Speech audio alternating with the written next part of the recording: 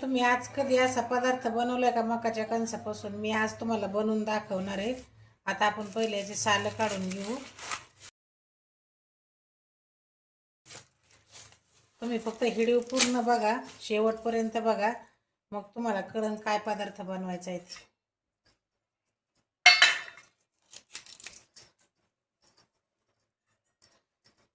आता याचे आपण दाणे काढून घेऊ.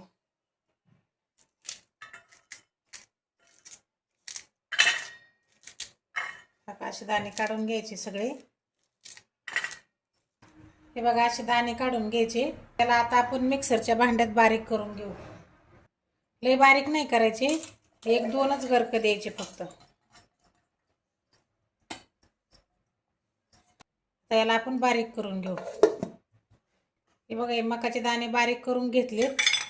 याला आता आपण ह्या भांड्यात काढून घेऊ.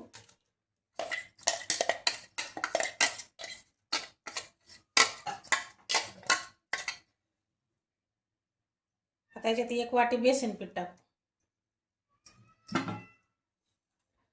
हे 3-4 कांदे बारीक चिरून घेतले तर हे पण टाकू याच्यात.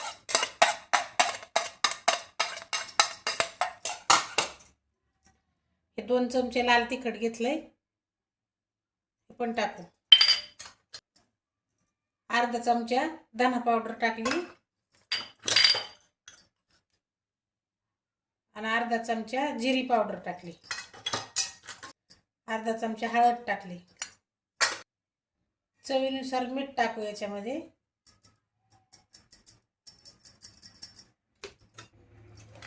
इथे एक अर्धा चमचा ओवा घेतलाय, हे हातावर चुरगाळून टाकू याच्यात. ओव्याने काय होतं, पोटाला त्रास होत नाही. ओव्याने ओवा चांगला असतो, पोटासाठी चांगला असतो, म्हणून ओवा टाकायचा त्याच्यामध्ये. आता हे थोडं थोडं पाणी ओतून चांगलं मिक्स करून घ्यायचं.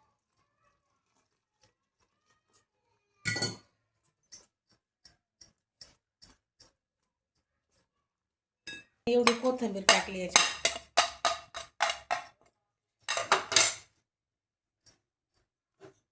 त्याच्यात थोडं थोडं पाणी ओतून आपण मिक्स करून घेऊ.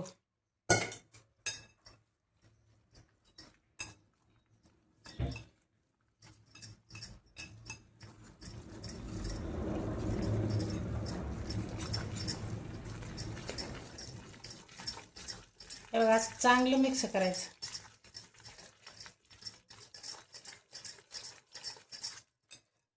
आता मिक्स करून झालं. आता आपलं, आता इथे मी गॅसवर पॅन ठेवला आहे. याच्यात तेल घालू आपण. तर तुमच्या लक्षातच आलं असेल आपल्याला काय बनवायचं आहे ते. आता या तेलाला आपण 1-2-3 मिनिटं गरम होऊन देऊ. हे बघा, आपलं तेल गरम झालंय. आता आपण याच्यामध्ये हे भजे सोडून घेऊ. बारीक बारीक टाकायचे, म्हणजे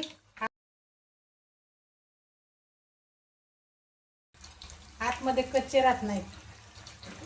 म्हणून असे थोडे थोडे बारीक बारीक सोडायचे.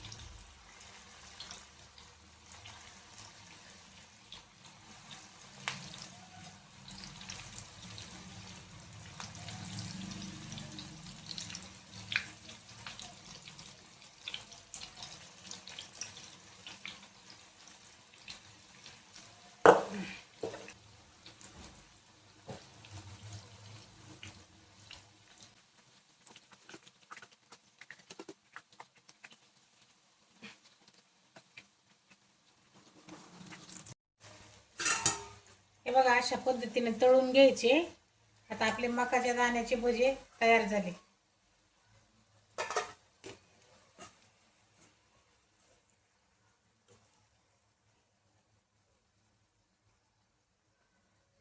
काय याला एक लय सामान लागत नाही, काय नाही, थोड्या साहित्यातच होतात. त्याच्यामुळं तुम्ही पण अशा पद्धतीने करून बघा, खाऊन बघा. हे बघा.